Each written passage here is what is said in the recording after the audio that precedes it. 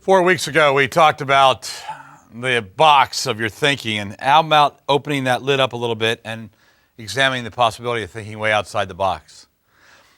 And this is sort of coming in almost like a waterfall now. We're going to start to move with such speed to say you and I are going to be different in the way we operate, the way we think. When we opened that box, when we started to talk about that, we started thinking in terms of how we'll view ourselves and viewing ourselves very differently. We started viewing ourselves months and months ago as maybe spandex males, where we were guys that we didn't want to call anybody a boy because that was pejorative to boys, because when a man acts like a boy, it's even lower than anything we can imagine. So we called it spandex males, and many of us were. If you're sitting here today, 21 weeks in, and even if you've joined along the way, but you're sitting here with us, guys, for the most part, you saying either I am not a spandex male or I certainly don't desire to be a spandex male. Now, I will tell you right off the bat, guys, that we all kind of struggle in this area. So throughout this whole time period, these 21 weeks, we have slid into spandex males. If you don't believe that, just check with your mate, check with a best friend, check with your parents, we've seen it. We slide. But in reality, the resistance to it is significant. In essence, we're saying, you know what, I'm tired of being that. I want to grow up. Well, what we do today is to sort of take it so full circle that we start to say, I am not only not going to be a spandex male, I'm going to help other guys not to be. And that gets really exciting. When we start to realize that not only are we becoming a knight, but we're becoming a knight in such a way that we reach back and rescue and bring other guys in, it allows us a tremendous amount of freedom. And to be honest with you, we can't do this alone anyway. We're going to need to go along and find other men and call them up to step up to be who they are designed to be, as we're stepping up to be who we're designed to be. Now, keeping that in mind, understand that that is not necessarily the norm in most media opportunities, whether it be on TV or movies, whether it's from Hollywood, from music. In most of the world that we live in, that is absolutely not the norm, is guys stepping up to become the man they're supposed to be and then calling other men up into it. A case in point is Michael Jackson, who recently passed away. And when Michael Jackson passed away, everybody started talking about him. I mean, all of the history, all of his abilities. There's some parts of him that are larger than life and heroic, and then there's this part that's kind of strange that we talk about, which he's been accused of some things. And so let's consider those parts. Consider the fact that Michael Jackson, amazing entertainer. Ability to build just all kinds of new steps, new levels in the music world. He moved through both the music video world, he moved through obviously music world, and dance world, entertainment. It was just incredible. That giftedness sits over here. But then you have the accusation on the other side, the accusation of being a child molester. And if those accusations are true, that becomes a very hard thing for me personally to reconcile, because of the level of despicability that I consider that particular act. And so you have these two contrasts. But I think what's strange is the middle world. It's the middle world that I would almost call it's like the Peter Pan world. It's the Peter Pan where Michael Jackson didn't want to grow up. Did you ever wonder why? Well, because when he was a little kid, he became famous overnight, and he did not have an opportunity to ever experience childhood. Not like you and I would. It gives no excuse to anything that he might have done wrong in any way. But the reality is that what happened was he doesn't experience childhood, and now he has all the wealth necessary to keep it from going away. He could stay or try to remain a kid forever. So he builds this strange world. And it culminates in a series of surgeries, plastic surgeries, that are trying to keep him looking young, even though naturally we grow old. So in this process, as he's going through this world, we're finding this weird contrast. Tremendous entertainer, this guy who has this very dark and really, if true, very evil side. And in the middle is this incredible longing to remain young. You know, so much so that one time he asked Gladys Knight, of Gladys Knight and the Pips, he said, what would it be like to go to a baseball game and just be a fan, not be known by everybody? He so didn't have a chance to live his childhood that he always wanted to recreate it and experience it. And when he died young, in the tragedy of any death, one of the things that takes place is we say, what was missed, right? Isn't that what we do? So that's where we are, guys. We sit there and we say, what have we missed? And one of the questions is that abnormal? Is that just the way some people in a very weird sort of set of environments takes place? Or has it become far more the norm? There's an article written in Harper Row by Michael Kimmel that I want to talk to you about. It's called Guyland. And in Guyland, he talks about a generation of basically 20-somethings. Now, if you're sitting next to a guy, or you are a 20-something guy, I will tell you that what I'm about to read to you, while true of the generation around you, is not necessarily true of you or the guy you're sitting next to who's that age. Why? Because you're sitting here. You're doing this. This is not necessarily what the average 20-something is doing, according to this particular article written in 2008. Here's what he said. Back in 1960, 77% of women and 65% of men. So basically, almost 8 out of 10 women, somewhere around 7 out of 10 guys, by the age of 30 would have accomplished these adulthood milestones. Listen to what they are. They would have left home, completing one's education, starting work, getting married, and becoming a parent by the age of 30. That means if you surveyed a bunch of guys, between 6 and 7 guys out of 10 would have accomplished those things by 30. In 2000, that's a while ago now. In 2000, that number for guys in this age group had changed to 3 out of 10, about 30%, had accomplished those same milestones. The other day we were having a discussion, Roy, Jim, and I were having a discussion about what is it that told you were a man? What was the event that you had? And we mentioned knighting, because we knight our guys in one area, and maybe becoming a parent or whatever it is. We had this discussion. But none of us had sort of a ceremony that allowed us, as from our father to our sons, becoming men. What's interesting is we got a whole generation like this. I mean, they don't have any idea when they become a man. As a result of that, they're making some unbelievably foolish choices. There's a whole group of guys that now exist that basically they're a continual frat party. If you can imagine, between the ages of 18 and 22, guys are in college and they're in a frat, and they do this kind of whatever it is, that rite of passage, which has spring breaks and all the other stuff in it. What happens now is, instead of that just being a phase, it has become actually a whole generation. And in Guyland, as he's talking about, he says this generation so moves forward to think this way and be this way. For example, they sit around and they will play maybe a game like Grand Theft Auto. And in Grand Theft Auto, you're stealing cars, you're doing crimes, you're killing people, you're raping women, and all this stuff. And they'll sit around and they'll just sort of play this for hours. What's happened is that there's this whole sort of surreal world in which they kind of feel like they're entitled. Do you know that 20%, 1 out of 5 guys in this category, said they would rape a woman if they were sure they wouldn't get caught? 1 out of 5 in the 20-something category. Doesn't that scare you? It happened on my watch. You know that it happened because I'm many generations now past that. It happened on my watch that a generation grew to become like that. 80% would say, hey, you know what? Wouldn't have a problem lying if the circumstance was right. What happens in that group is there's a whole thought process that takes place. Things like this. They view women as something to be conquered. They don't even use their real names after they've had sexual conquest with them.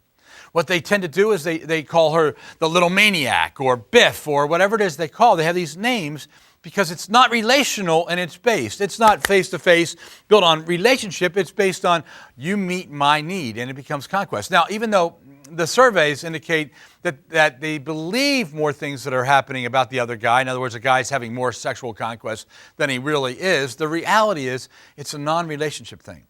Their whole world and working, this is a generation that is making far less than previous generations in the same age category, about $20,000 less. As a matter of fact, in 5 major cities, including New York and Chicago, Dallas, the women in that same age category are making 15% more than the guys. You know why? Because they're sort of in this entitlement, and what do I get, and what is it all about? For me, they are the spandex males. I mean, it is what's happening. And really, in essence, they've just extended their adolescence for a decade. And it's actually become a whole generation. As a matter of fact, it's called the first downwardly mobile generation. Downwardly mobile generation. And with that has all kinds of consequences, all kinds of fears. The fear to leave their home. Do you know that by the age of 25, 1 out of 4 are still living at home? It's amazing. What happens in that process is that we have this failure to launch. You've seen the movie, right? In the failure to launch, it's just, I can't get a break free of that gravitational hold. Why? Because it's easier and it's spandexy. Now, when I read stuff like this and when I walk through articles like this, there are times when I go, don't we get it? The article concludes with this statement. It's really interesting. It says, meanwhile, all the recent studies suggest that married men are happier, more sexually satisfied, less likely to end up in an emergency room than their unmarried counterparts.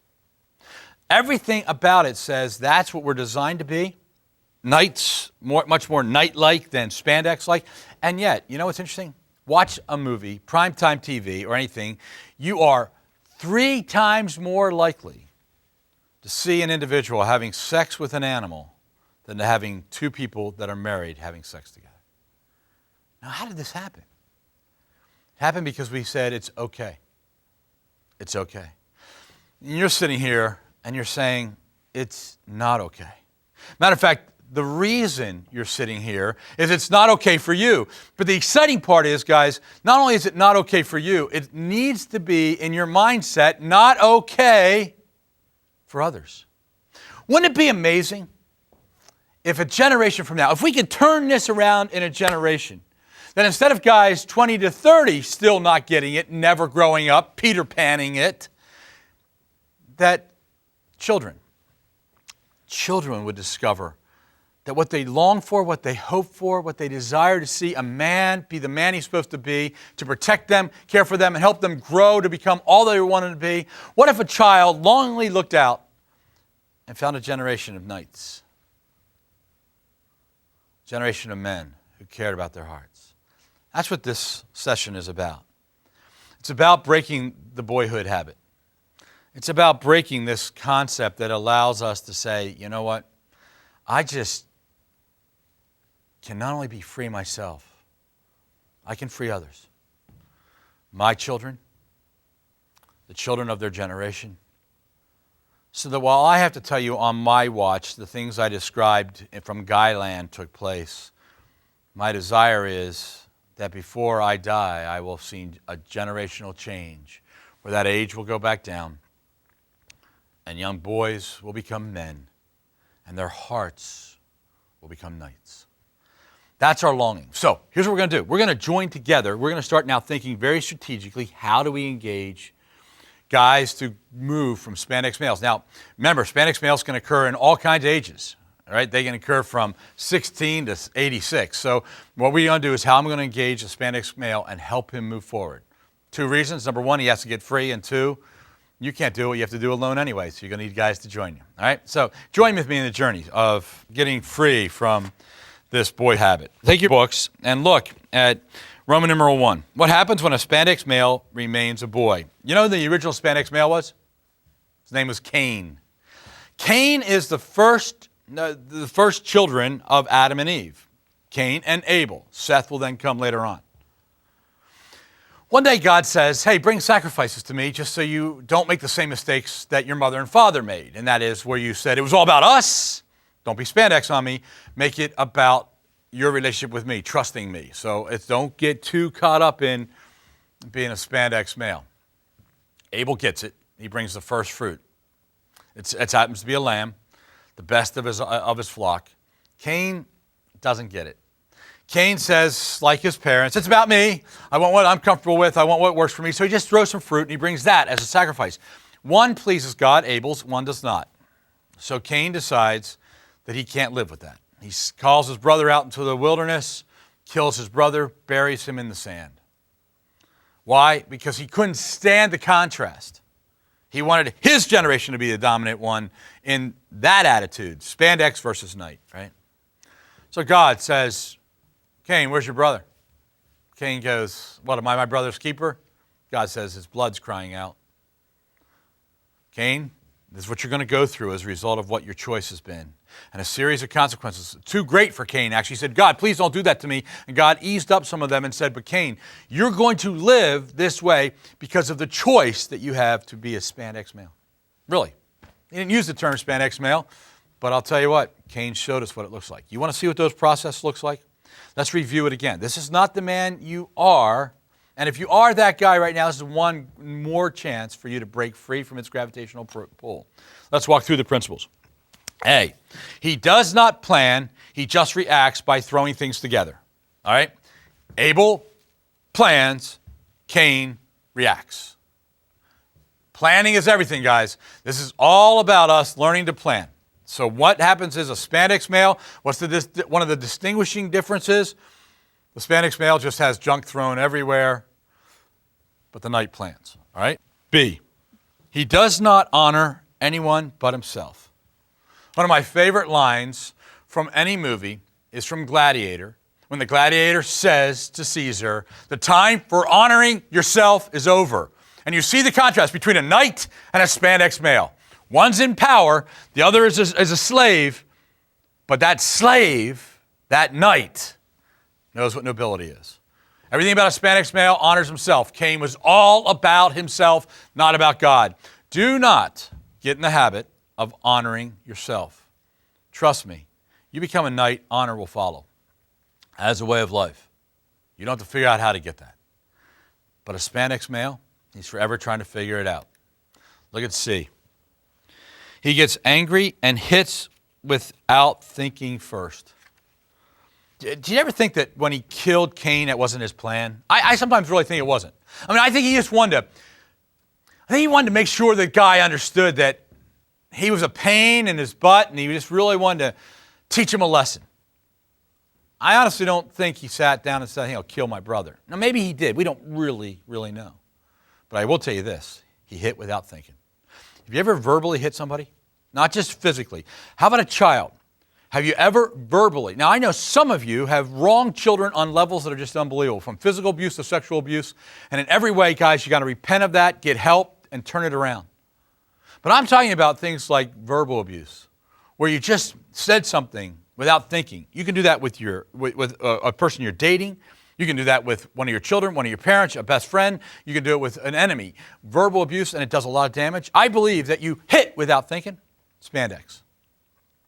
And when you don't think, inevitably, results come out differently than you planned. So if you find yourself through a whole series of pieces of garbage laying in your life because you created all this damage, it's probably because you spandexed it for a long time. You've been smacking away, not thinking. We're going to think differently. Now you are. You're sitting here. You're already learning to think differently. But the reality is spandex males are hitting before thinking. Look at D. He lies to cover up what he knows is wrong. Do you lie as a way of life? Is it okay to lie? Does it get you out of trouble? Spandex males lie. Knights do not. Just so you know, knights don't lie. That 80% of guys in their 20s that say, I'm willing to lie, not you. Not you. All right? You don't lie. Look at the next one. He thinks he's being treated unfairly. Poor me. What about me? It's all about me. Spandex males think it's being untreated. Knights don't ever think about how they're treated because it's not about them. Right?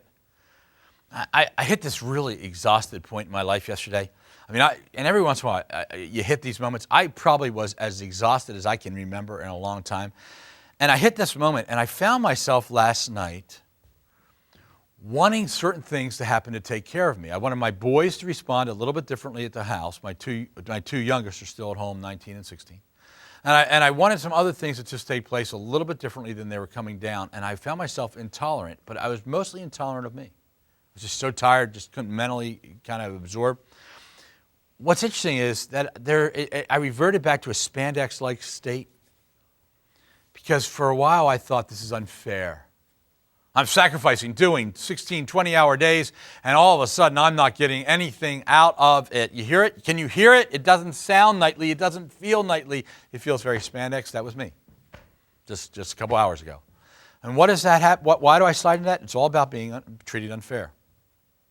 Guys, let me just define fairness so you understand. You and I, by our very nature, have let our shadows control us, and we've done an incredible amount of damage, and what we should receive for that is punishment. That would be fair. But for you that have discovered the incredible love of God through Christ, you get grace instead. You'll redefine how you view fair and unfair when you begin to understand that. Spandex males live in the unfair world. Knights live in the reality of the fact that it's not about me, and fairness isn't the measuring stick. We think very differently. Look at the next one. It says this, F, he continues to expect others and life to take care of him. Do you remember when we started talking about Spandex males? We're going back like a lot of weeks ago, like week 3. And in that, we had all these series of this group will take care of you, this group will take care of you, this group will take care of you, it's all about you. Isn't it amazing? Think back. Think about where you are right now. You're so far from that. You don't want to be all about that. It's all about being taken care of, not for a knight. Look at G. He does not acknowledge or respect the importance of history. One of the problems that we have with Cain is he should have learned from Adam and he should have learned from Eve, his parents, that you don't look at God this way. That God is one who is worthy of honor. He's the creator. He's the life giver, the sustainer. And what's interesting is Cain missed it. Didn't learn from history.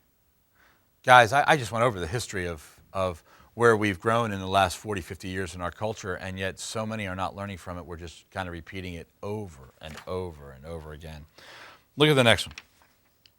If we get to this point where we get this all done, what does a spandex male see in the knight that he desires?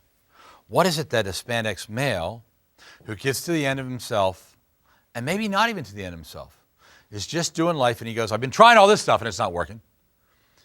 And he sees a knight. What does a spandex male see in a knight that calls his heart up? Now, guys, in a few weeks you're going to graduate. And when you graduate, we will consider you to be knights. Now, please understand, it doesn't because you're worthy of being a knight. It's because you've done the work of a knight. Worthiness is a tricky thing. Remember, you don't honor yourself. You will be honored. It will come. But what you will discover is when you start to live as a knight, men, children, old men, young men will look up to you and desire what you have. Here's some of those things they're going to desire. Look at A. Spandex male's inner longing is always pushing him towards manhood. What happens is, for you and I, in longing for manhood, we have this amazing desire to say, I'm looking for a knight. So just so you know, you don't have to figure out how to go find all the spandex guys. They're already, by the very nature, searching. Why do you think that is? Remember we talked about our soul?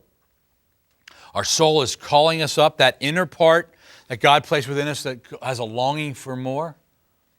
Spandex males have it. They don't always listen to it, but it's there. It's calling them towards manhood, knighthood. All right, look at B. A knight demonstrates to the male what he thinks is impossible is instead achievable. I want you to, if you could, I'd like you to name a knight. Not from history, not Sir Galahad or something. Name a knight that you know. He can be older than you, younger than you. He could be a relative. It can't be you, but name a knight that you know. Now, I'd rather a guy that you know pretty well. So, like, for example, if it's somebody that you know more from, like, TV or news or sports, don't name that guy right now because you really don't know him. You only know the image that's being portrayed. So, somebody that you know, that you think is a knight, I would like you to write that name down. All right? Take 10 seconds right now and just think about that. Who do you know that's a knight, any ages, and write his name down.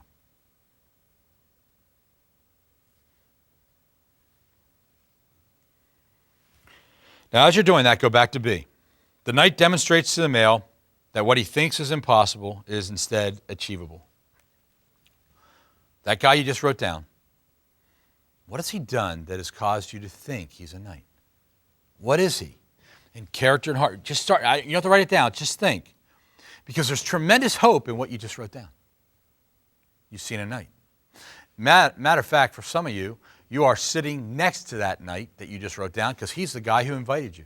He said, hey, come. We're going through Knights of the 21st Century together. Join us. We're doing Squire this year. Come with us. I've had guys that have invited their entire workforce. I know a guy, he has 500 employees, said, I'll pay for any employee who graduates from Knights of the 21st Century, I'll pay 1 week of his salary or give him a week's vacation. And if any of his female employees, if their husbands come, he'll do the same thing. And those guys are knights. You know, the guys that have sat there and done magnificent things to value the hearts of other men.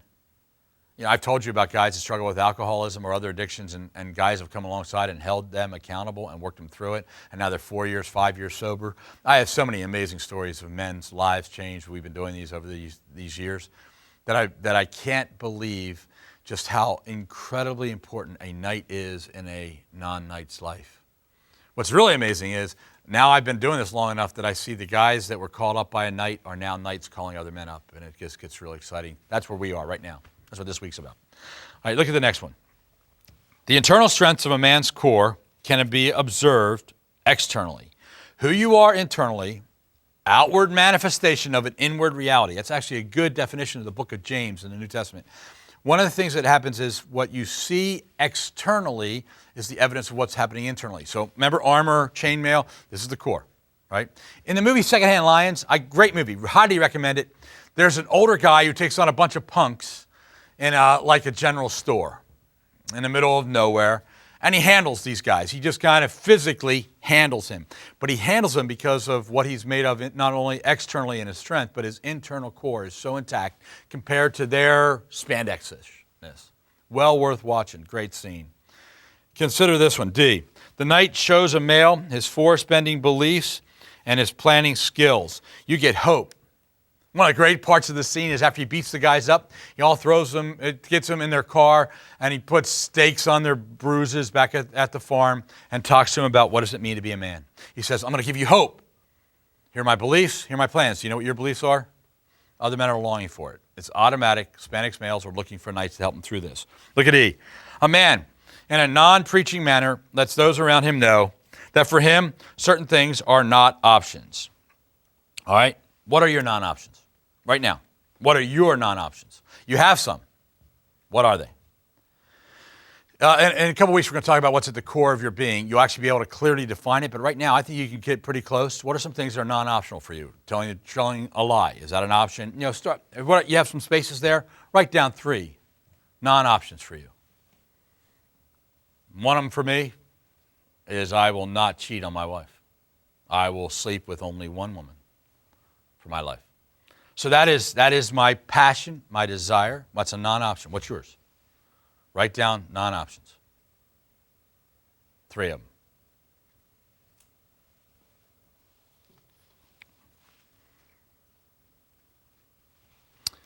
Can I encourage you for a minute as you're writing these down? For you who just wrote down 3 non-options, you just became a night that some year somebody is going to put your name down like you did just a few moments ago. Way to go. You just took a knightly step. You'll make a difference in generations to come as well as in your current generation. There's going to be time, and maybe it happened already today. Somebody wrote your name down, but I will tell you within a year or two, people will be writing your name down when they get to write down a knight. Why? You just wrote down some things that are non-optional that you're going to exercise and show and demonstrate. All right? Look at F. The knight naturally reaches out to each male he meets. Knights recognize each male's value and sees each male's potential ability to help the knight in changing the forest. You understand that men are the solution for the world, right? It's nothing pejorative about children. It's nothing pejorative about women at all. But it's on us, guys, to be servant leaders, and you can't do it alone. So we as knights naturally reach out. So here's where you're at. You're recognizing your knighthood. You're getting pretty close to this. So now you got to be thinking about who am I going to go after. We're going to come back next year. We're going to do warrior together. And when we do warrior, which is just such a clarifying area of where we need to fight, what battles we need to engage in, and how we need to engage in them. When we do it, you won't come back alone. You will bring other guys, some spandex males, some knight or knight-like guys, but you will come back and bring other guys with you. Why? Because that's what knights do. We naturally engage and make a difference. All right. Keeping those things in mind, let's look at this. As a leader, A man influences males through his care and concern in order to encourage males to consider manhood. And on the back of your book are a series of 4 steps. If you look in the very back cover, you just flip your book over to the very back cover. There's a series of 4 steps. Has everything to do with how we're going to influence, how we're going to move guys forward into a movement. That's everything that what Knights do. This isn't something that we said, hey, let's create a movement. It'll be so much fun. This is actually saying what happens when a man becomes a knight. And those are the steps. You'll see them. There's reflection. There's all the things that become moving us forward to ultimately where we kind of always are thinking in terms of influence. Okay? Remember, are you a buyer or seller? Are you an influencer or not? Here we go. Let's see how that works. A, he encourages a male to become a part of a larger group of men. You know who did this for me first? Jesus. He had followers. He had all kinds of people. He picked 12 men after 16 months of his earthly ministry. And out of those 12 men, he picked 3, Peter, James, and John, who became very close to him. He encourages a group of men. Encourages them to gather around him. That's in a larger group, larger, down, but also obviously he helps the male learn to listen and to share within his own campfire experience. Jesus Christ started with larger groups and built it all the way down to Peter, James, and John sitting around and saw 3 things that nobody else saw. Jairus' daughter raised from the dead, Jesus just before he went to the went to the cross in the garden. And that amazing moment when Jesus was transfigured with Moses and Elijah on either side. Those 3 men, campfire, right? Bang, bang, bang, comes down. You need campfires. You need a larger group experience, like you're sitting around right now listening to this, but you need to break into smaller groups and campfire together. Look at the next one. He helps them find written resources, calling him towards his manhood. Learn to read, discover things. There's a lot of stuff being written about men right now that's excellent. Roy Smith, who wrote this material, is a reader. I'm more like a classic comics kind of guy. And so one of the things that's fascinating when I get together with him is the amount of insight and the amount of things he's able to remember from doing that. One of my other sons is a great reader and just amazing ability to recall. Getting resources, knowing where they are, knowing where to pull them. You're going to need that in your manhood. Look at the next one. He assists the male in seeking spiritual guidance. Underline the word spiritual. You're going to assist guys in becoming men after God's heart. You're going to call up the soul, let it search, let it seek. All who seek find. It's an amazing concept. And so you let that soul come alive, start to search. God will connect. Remember, God comes to man, and it's an amazing concept. All right. Let's look at Roman numeral number 4. What does the knight do that distinguishes him from a spandex male? We're going to move quickly, so get ready to go with me. He has developed his mind to recognize that there are numerous responses and options in which he must choose responsibly. All right? One of the things we're going to do is how people immediately begin to understand you is they'll understand you're making responsible choices using your entire cabinet, president, making good choices using your core. You are making responsible choices. Everything about a man is rooted in his choices, right? B, he accepts with clear decisions that are necessary when dealing with life. You are willing to be the president of you. Yourself kicks in. You say, I take responsibility for my choices. Clear decisions. Clear decisions. Men who start making clear decisions are knight-like. As a result of that, other men can move in from behind and join them in the movement. Look at C. He takes responsibility for his choices by acting upon them. Once you've taken a choice, you are responsible for the consequences of the choice. When you choose, you got to act. When you act, you got to be responsible for it. And if you made a bad choice, take responsibility. Don't give me excuses. I tend to do that when I get really tired and I start doing this. It wasn't my fault. This happened. Well, you know what? It's your choice, your decision. It's on you. When you keep that responsibility at the forefront, you'll be able to move forward. Look at the next one.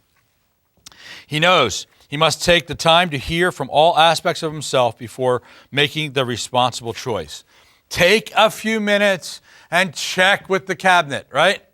Check with your counselors. 4 guys in my life I check with as a way of life. I was really shot last night, and it was about 9:45, 10 o'clock, and I talked to 2 of my sons, and I called one of my guys. We ended up talking for 40 minutes, never did call the rest of the guys. I was just and I didn't want to wake them up. It was getting too late. But you know what's really neat? You have guys on the outside and internal decision-making. So you have those who speak into your life on the outside and all of your core and your chainmail and your armor speaking into your life on the inside. All right. E, he recognizes that personal flexibility allows him to try different solutions or behaviors that he has never experienced before. You're going to have to get out of your ruts to create new ruts. In order to do that, guys, simply know that you have to have flexibility. Whatever plan you have, it might have to be altered, and know that it's not always going to be comfortable and easy, but you're going to have to be flexible because it's too easy to fall into the old habits, right? That's the way we go. F, he sees how reality has a variety of ways to challenge him. He sees that reality is going to make you, as you're moving forward, go, whoa, whoa, whoa, can't go this way anymore. So when a tragedy takes place, I will tell you guys that it's inevitable that something unplanned is about to happen to you in the next year. It can be really great, and it can be really bad. Nights are okay. They're ready for those. Matter of fact, to be honest with you, it's now in my planning mechanism. I don't worry. That's a whole nother world. It's in my planning mechanism to expect that when something happens. So when my 18-year-old gets cancer and our life gets changed, you're sort of building towards that moment. It was so amazing. There's a picture of all of my sons on our back deck right after Caleb's first surgery. And as we're all there on the back deck, and my wife and I, my son underneath it put these words, "For such a time as this, we were born." And it was. We all came together, we got it, we moved forward. Look at the last one. Evaluates his decisions and actions regarding their congruency with his life plan. How are my decisions going in light of my overall plan? Now that's what we're going to talk about for the next couple of weeks, your life plan. Here's where we want to go with this, because I think if we can grab this and think clearly, I have a whole generation that wants to follow us. Now for me, at my age, I have a number of generations, but all of us, no matter where you are, have a generation that wants to follow you. So the question is, how are we going to do it? Well, I believe that you're going to put out a life plan. You're going to get a sense of what your inner voice is and begin to move forward. Every one of you to graduate will turn in a knighthood plan. It's a life plan. And I'll explain to you a lot more about that when we get together next week. But right now, all I want you to think about is this. Can I become the kind of knight that other men would follow? The answer is absolutely. Absolutely. As a matter of fact, I think the very fact that you're sitting here means that's possible. So the generation that's waiting behind is going to find in you the solution. I so look forward to the next 3 weeks together. See you next week.